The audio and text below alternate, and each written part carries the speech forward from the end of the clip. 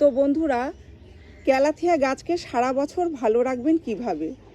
তো এই গাছকে ভালো রাখতে গেলে আমাদের কি ধরনের মাটি তৈরি করে বসাতে হবে, কি খাবার দিতে হবে, কোথায় রাখতে হবে, সব কিছুই বলবো আজকের এই ভিডিওতে। এখানে দেখুন যে গাছগুলো রয়েছে এত সুন্দর দেখতে, আর ফুলগুলো খুব সুন্দর ফোটে। এই দেখুন আজকে কম ফুটেছে, এই যে ভর্তি হয়ে হয়ে ফুল ফোটে। এই যেগুলো সব শুকিয়ে রয়েছে, শুকিয়ে গেছে, এগুলো কালকে ফুটেছিল। তো এক এক দিন দেখা যায় যে প্রচুর ফুল ফুটে রয়েছে, আবার এক এক দিন দেখা যায় যে একটু কম ফুল ফোটে। তো এই গাছের মাটি তৈরি করতে হবে, যেরকম মাটির সাথে অবশ্যই বালি দিতে হবে, ঝুরঝুরে মাটি তৈরি করতে হবে। শক্ত মাটিতে কিন্তু এই গাছ ভালো গ্রো করে না। তাই 3-4 ভাগ মাটির সাথে 1 ভাগ বালি 1 ভাগ জৈব সার দিয়ে আপনারা এই গাছ বসিয়ে দেবেন। ভার্মি কম্পোস্ট কিংবা গোবরের সার দিয়ে এই গাছকে বসাবেন, তাহলে দেখবেন খুব ভালো এই গাছের গ্রোথ হবে। আর জল তখনই দেবেন যখন দেখবেন মাটি শুকিয়ে আসছে, তখনই এই গাছে জল দেবেন। খাবার দেবেন 2 মাস পর পর, যে কোনো জৈব তরল সার দেবেন কিংবা গুঁড়ো সারও ব্যবহার করতে পারেন। তবে এর গোড়া থেকে যেহেতু এরকম ছোট ছোট কুশি বের হয়, তারপরে এগুলোই চারা হয়, এরকম ছোট ছোট দেখা যায় যে কুশি বের হচ্ছে, একেবারে ছোট এখানে নেই, যেরকম এই যে একটি দেখা যাচ্ছে, এই যে এটাও পাতা ছেড়ে দিয়েছে। তো সেই কারণে খুঁচিয়ে আমি কখনো খাবার দিই না, ভিজিয়ে খাবার দিই, গোবরের সার ভিজিয়ে সেই জলটা দিই, সর্ষের খোল ভিজিয়ে একদম হালকা করে সেই জলটা দিয়ে। একদম ভারী খাবার এই গাছে দেওয়া যাবে না, তাই হালকা পাতলা করে জলটা দিতে হবে আমাদেরকে।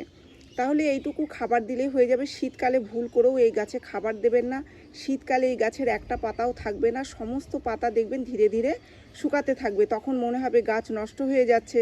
আমরা ভুল করি, বারবার খাবার দিই, যে গাছে হয়তো খাবারের প্রয়োজন, খাবারের অভাবে গাছ শুকিয়ে যাচ্ছে, এরকমটা কিন্তু নয়।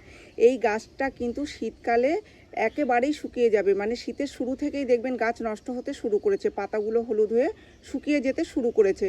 শীত চলে যাবে, তারপরেই দেখবেন আস্তে আস্তে কুশি বের হচ্ছে। বর্ষার জল পেলে এই গাছের খুব দ্রুত গ্রোথ হয়। আর বর্ষার জল আপনারা বলতে যে বর্ষাকালে বাইরে রাখবো কি না, যেহেতু এই গাছে জলের দরকার কম পড়ে, একদমই দরকার নেই, বাইরেই রাখবেন। বর্ষার জল পেলে কোনো অসুবিধা হবে না। ড্রেন সিস্টেম ভালো করতে হবে, যাতে অতিরিক্ত জল ড্রেন হয়ে বের হয়ে যায়, গাছের গোড়ায় যেন কখনোই জল বেঁধে না থাকে। আর সরাসরি রোদ্দুরে রাখা যাবে না, এরকম জায়গায় রাখতে হবে যেখানে ভালো আলো বাতাস আসে, সেরকম জায়গায় রেখে দিলে এই গাছ দেখবেন কত সুন্দর গ্রো করছে, আর প্রচুর চারা বের হচ্ছে। আমি তো একটিই বসিয়েছিলাম, আর এখন দেখুন কত চারা তৈরি হয়ে গেছে। এরকম 3টে কন্টেনারে বসিয়েছি, অনেক বড় টব দেওয়ার দরকার নেই, ছোট ছোট পাত্রতে বসালেই এই গাছগুলো ভালো গ্রো করে। এর শিকড় বেশি একটা ডিপে যায় না, তাই অল্প জায়গাতেই খুব সুন্দর গ্রো করে। তাই সার মাটি একদমই কম লাগছে, সেই কারণে এই গাছটা করা খুবই সহজ। ব্যাস এটুকু যত্ন করলেই দেখবেন এই গাছ কত সুন্দর গ্রো করছে। তো এই ছিল আজকের ভিডিওটি আমি এখানেই শেষ করছি। যদি ভিডিও ভালো লেগে থাকে তাহলে একটি লাইক করবেন, কমেন্ট করে জানাবেন, আর চ্যানেলটিকে সাবস্ক্রাইব করবেন। আপনারা গাছ লাগান, ভালো থাকুন, সুস্থ থাকুন, দেখা হবে পরের ভিডিওতে।